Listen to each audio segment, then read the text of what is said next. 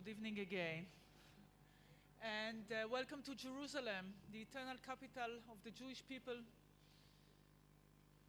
And this is a very special day for us as well, since this is the International Holocaust Remembrance Day. And I just had a ceremony today with all the foreign ambassadors in Israel.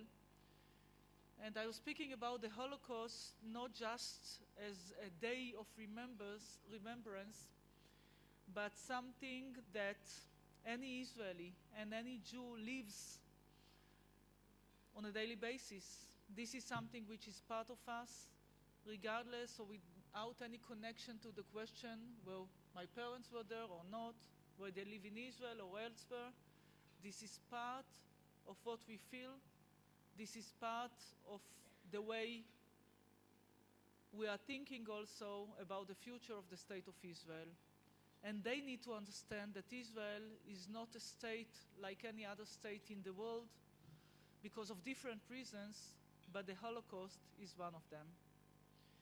Especially now, when anti-Semitism raises its ugly head in different parts of the world, there's a need for us to work together, Israelis and the entire Jewish community and the entire Jewish world, in order to defeat anti-Semitism, even though I believe that anti-Semitism is not an Israeli problem, it's not a Jewish problem. This is a problem, or need to be the problem, of the international leadership, and it tells us about the society in which it rears its ugly head more than it tells us about Israel or the Jewish people.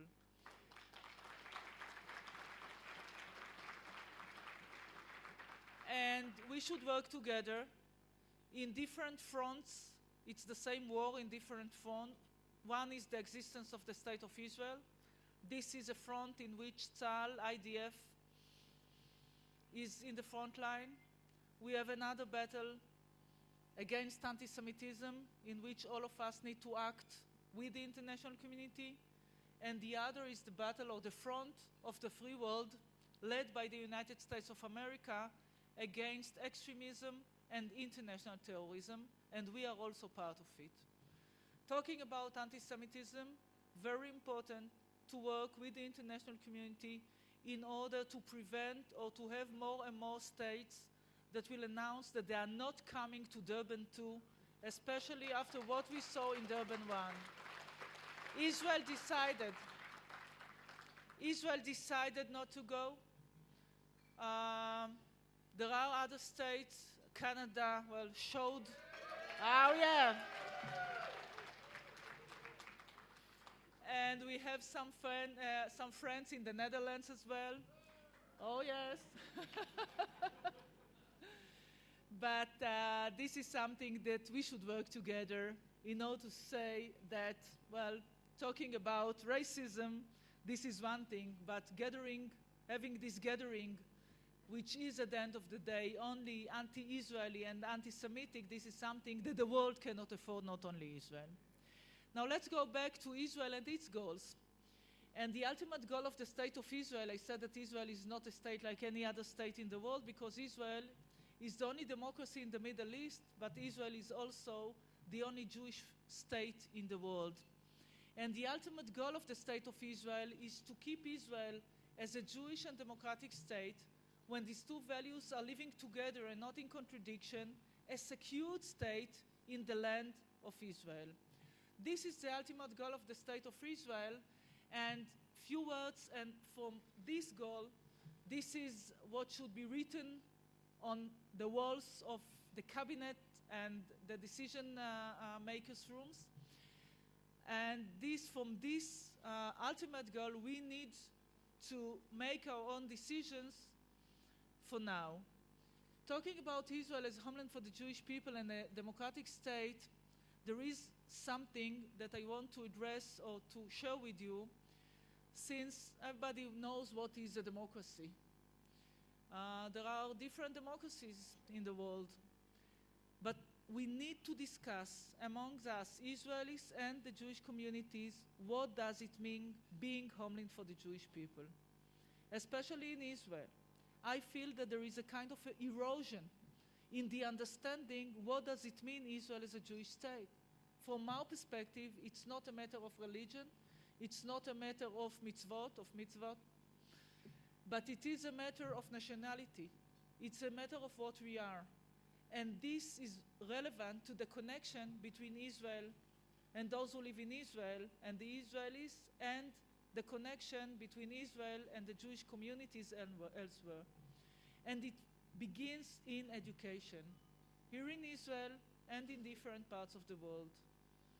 We need to do this because without it, we are going to lose something that was there when the State of Israel was established, that was obvious when the State of Israel was established, that it's obvious for me and in a way my age, but it is less and less obvious for the youngsters. And I'm talking about my children and their children, and this is something that we need to work together to see how can we strengthen the ties and the connection between the Jewish people and Israel to the Jewish heritage as tradition, as nationality, regardless to different parts of the Jewish communities. This is one goal.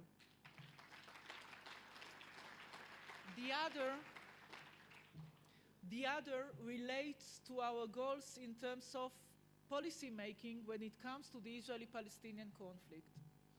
Now, it is true that the world is being divided between moderates and extremists, especially in this region.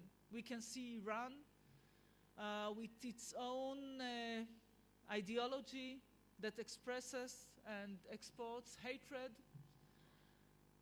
that supports Hezbollah in Lebanon, trying to undermine the moderates, helps Hamas in Gaza Strip with weapons and money in order to make it impossible for us to reach an agreement between us and the pragmatic Palestinian leadership. Now, I believe that in order to keep Israel as a Jewish and democratic state, and in order to keep these values together and not in contradiction, we need not only to negotiate, but to achieve a peace treaty with the pragmatic Palestinians, with a legitimate Palestinian government that expresses the vision of two nation states.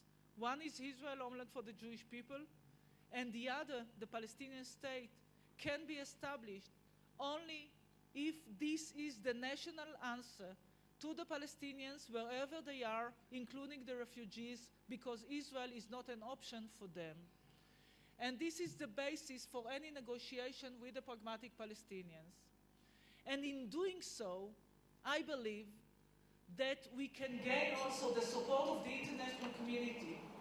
And I'm talking about Israel's friends, in an understanding that Israel doesn't want to gain more time, stagnation is not our policy, peace in the Middle East is our interest. We are not trying to avoid negotiations, but we are trying to do it in the right way. And talking about the implementation of two states for two peoples means also living side by side in peace and security. It means also a secured Israel. And secured Israel means dismantlement of terrorist organization, an effective, legitimate Palestinian government that fights terrorism, and also a state without any kind of terrorist organization or other military forces. This is the basis for any negotiations. In doing so, and in strengthening the forces of moderation in this region, well, I don't want to exaggerate. I mean, I don't know whether these states are moderates, but anyway, they believe in the idea of a dialogue, and I think that the right way to describe is more pragmatism and less moderation. But anyway, in doing so, we need also to weaken the forces of extremism.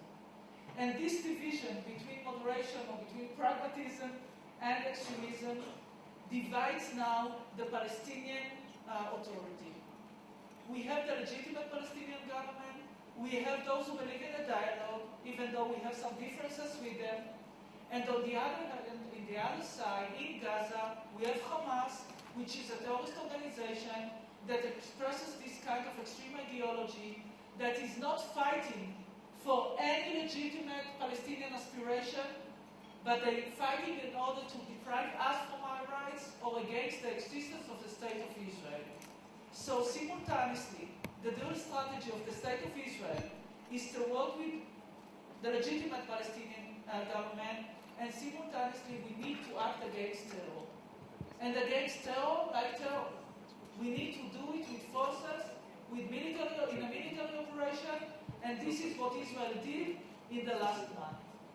The idea was to change the equation, to send a message to terror that enough is enough, that Israel is not going to show restraint anymore, that Israel is a state that is not willing to live in a neighborhood in which the bully is the one who dictates what's happening in this region. And when Israeli citizens are under threat, and threat means missiles and or smuggling of weapons to Gaza Strip, Israel reacts. And this is what we did. We changed the equation. There's a better understanding of Hamas, of what Israel means, and we regain deterrence. And this is something that needs to be checked. This is the test. We stopped the operation, and now we are looking on the other side. And today, Israeli soldiers were attacked from Gaza Strip, and the meaning is that Israel is going to act according to the new equation. We are not going to show restraint anymore. We need to change the rules of the game until they learn that the rules will change and the equation will change and Israel will gain deterrence. And for me, an agreement with Hamas is not an option. The end of a military operation is not shaking hands with Ania. It's not part of the plan. Against terror, we need to act with force. And this is what we did, and this is what we are going to do if needed. And of course, for us, as Israelis, and I believe that this is something that we share with the entire Jewish people, the fact that Gilad Shalit is still in captivity means that it's not over yet.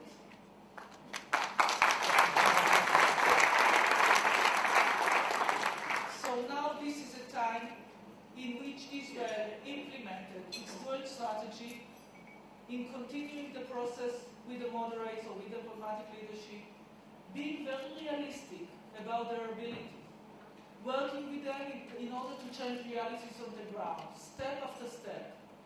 I don't think that there is a new Middle East, not today. I'm very realistic about the situation. I understand the nature of the threats. I understand the nature of Iran. I understand the nature of Hamas and Hezbollah. But I believe that in doing the right thing for the interest of Israel, in negotiating with one, we can gain also legitimacy in acting with forces against terror. I know that part of our frustration is the gap between Israel image and between what we are. I know that when we attack Gaza Strip and there are civil casualties like in any war against terror, we are being accused for acting against the international law or with the international values. And I would say, and this is something that I say to any international leader that I meet, Israel is willing to be judged by the international community according to their values. And in any state, there's a clear distinction between a murderer and between somebody who killed by mistake. And these terrorists are looking for children to kill, while the Israeli soldiers are trying to avoid civil casualties, and they are looking for terrorists who are hiding among civilians, and so the blame for those civil casualties lies on the soldiers of Hamas. And any equation between Israel and Hamas is not acceptable. This is the reason why I didn't ever wanted to adapt the word ceasefire, which is something that relates to two states. Israel is fighting against terror, like the free world is doing, in different coalitions in different parts of the world. We don't expect the international community to send forces here to help us to do so. We can do it with our own forces. But we need the international community to give us time to do so, to give us legitimacy to do so, and not to judge us in a manner which doesn't represent their own values. Israel is part of this and we are going to work accordingly. This is where we stand. This is my vision. I believe that this represents the vast majority of Israelis. It's not related to future elections. It's related to what we are, what is the meaning and raison d'etre of the State of Israel as a Jewish and democratic state.